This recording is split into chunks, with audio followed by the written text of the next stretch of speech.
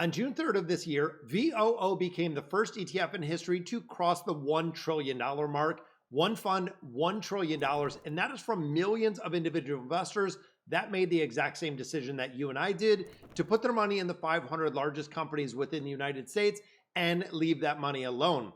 To date, I've covered the SPMO, the QQQM, the SOXX, and a bunch of other ETFs in this portfolio over the last couple of months.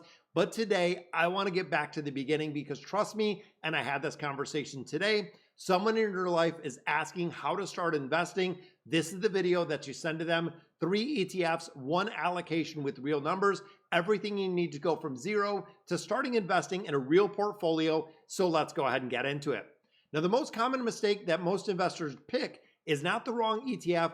It is buying 17 different ETFs, a bunch of different companies, and it might sound super compelling at first. Energy ETFs, AI, semiconductors, dividends, covered calls. Really, a lot of people end up with a really big collection of overlap. They can cancel each other out and, of course, require consistent management when it comes to the portfolio. And people are not going to do that for 30 years. It's been proven time and time again. 3 ETFs is the sweet spot because it does a very specific job. The foundation gives you that broad market exposure with the VOO. The growth layer tilts towards those companies that are going to be driving the next decades of returns. And of course, the income layer is going to give you cash flow and also stability without abandoning the long-term compounding engine that we see. 3 very distinct ETFs, 3 very different jobs, nothing redundant, nothing missing in the portfolio. And the blended cost of all 3 of these, 0.08 per year. That is $8 on every $10,000 that you have invested annually. The average actively managed fund charges about a 0.6 or even 1% or more. So you are keeping 0.9% of your returns every single year versus having it actively managed. And over a 30-year period, that is not just compounding. That difference is not just cosmetic. That is a meaningful portion of your portfolio, up to about 30% over an extended amount of time.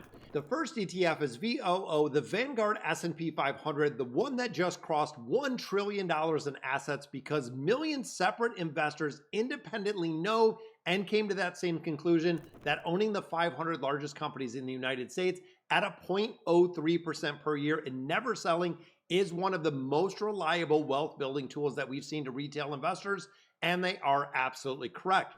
Now, the VOO in a portfolio is very simple. It is the core. It is the anchor. It is the part that is always working. It is always compounding, always giving you exposure to those companies that really have the most economic value in the world's largest economy. When you start looking at Apple, Microsoft, Nvidia, Alphabet, Amazon, Meta, Berkshire Hathaway, when you own a VOO share, you are owning all of them in the entirety, weighted by market cap, $3 on every $10,000 invested, and that's the real numbers. When you start looking at $10,000 invested in the VOO 10 years ago, it would have grown to $42,000 with dividends invested. That is a 15.25% annualized return. Over 90% of professionally managed funds will not beat this benchmark over that 10-year period, not because they're unintelligent, because the market is extremely efficient at what it does, and the fees can really make a difference when it comes to your total return versus paying out those fees.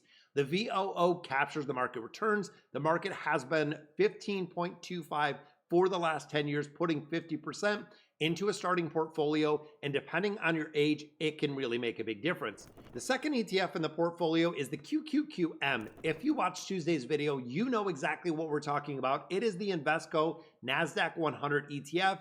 It is the cheaper sibling of the QQQ, same 100 companies, same index, 3 basis points cheaper for those long-term holders like myself. In the starter portfolio, the QQQM has a very specific job. It is the growth tilt in the portfolio, concentration in giving you exposure to the companies that are building that AI infrastructure. That is going to be and really define the next 10 years of the economic development that we're seeing in the United States. When you look at Nvidia, Apple, Microsoft, Amazon, these are the companies that collectively are hyperscaling, spending around $600 to $800 billion in capital expenditures. You're talking supply, build, and running those balances in just 2026 alone.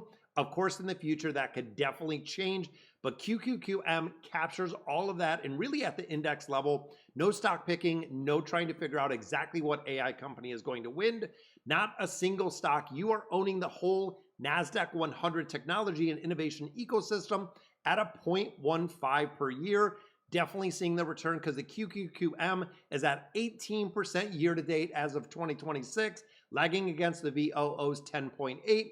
Over the 5-year return, you're looking at 15.68% annualized versus that VOO at 13.11, putting QQQM 30% of the portfolio, a higher allocation relative to what we're looking at with the SCHD, and reflects that long-term horizon. In the early accumulation years, you want that compounding growing. You want these ETFs, the VOO and the QQQM, to do exactly what it is, and it's going to build a lot faster than income because, of course, at this point, for most new investors, you do not need income at this point. However, the third ETF is SCHD. This is the Schwab US Dividend Equity ETF. I know, put your comments down below on how much you hate the SCHD because there is a massive, massive following, and this is one of the biggest ETFs that we have in the market. And let me be honest about the SCHD, what it is and what it is not. You have to understand because a lot of beginner content really oversells the replacement of the VOO or the QQQM, and the SCHD is not that. Now, the SCHD job is really the income in a portfolio, which is generated through the return that we see in dividends. It approximately yields 3.4% annually. That is triple what you're seeing with the VOO. Screens for those quality dividends within companies that have consistently shown they grow their dividends. Financial stability really over that speculative growth, but we're already picking those up in the VOO and the QQQM. It has increased its dividend every single year since inception. In 2011, the SCHD is up 18.3% year to date in 2026, which is way better than most people expect just from a dividend fund. But I want to be clear, when you look at these mega cap tech companies in a bull run, they are going to perform exceptionally well. SCHD is going to lag the VOO. It is going to lag the QQQM. That is not failure in a portfolio. The SCHD is doing exactly what it is built to do. It is providing stability. It is quality screening, provides dividend income while the growth engine runs in those other two positions. Now, the income floor really matters for one very specific, and it is a behavioral reason. If you are new to investing and your portfolio drops 20% in a correction, seeing those dividends hit your portfolio every single quarter, that is your psychological anchor. You didn't lose everything. You're still holding onto the portfolio. That portfolio is still paying you. That psychological anchor can really keep beginners from liquidating and selling at the bottom of that position. While it is the most expensive mistake that we see in investing today, putting SCHD at roughly 20% of that starter portfolio is going to be your anchor. So here's the complete 3 ETF portfolio. And again, let me know down in the comments, guys, because I know a lot of people, and there are going to be 1,000 different variations of this. VOO at 50%, that is going to be the core, that is going to be the anchor. QQQM at 30%, that is going to be the growth tilt. SCHD at 20%. When you start looking at a blended expense ratio, it is a 0.08. You're talking $8 on every $10,000 annually that you have invested. Now, there are 3 very distinct jobs that these ETFs do play. Nothing redundant and nothing missing in here. When you start looking at this 3 ETF combination, it captured 107% of S&P gains while only capturing 98% of its losses since that QQQM's inception. More of the upside, less of the downside because of this portfolio. Sharp ratio of 2.43 as of June of 2026. In the top 25% of all tracked portfolios for risk-adjusted return, blended alpha of a 1.82, well above the S&P 500 benchmark.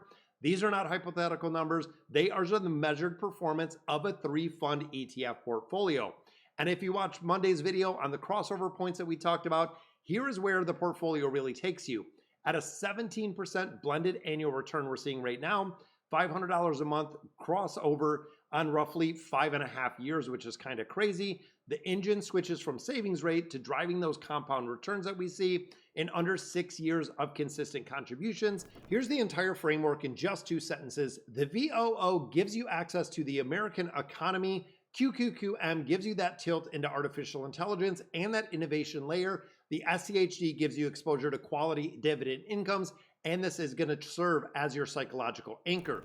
3 decisions, 1 allocation, set it up, automate those contributions, don't touch it. This is going to be the entire job of the portfolio for about the next 5 to 10 years. This week on the channel, we covered the 3 crossover points on Monday. We did a deep dive into the QQQM on Tuesday, why 2026 is not 2028 on Wednesday. Then, of course, we covered the VOO versus the VTI on Thursday.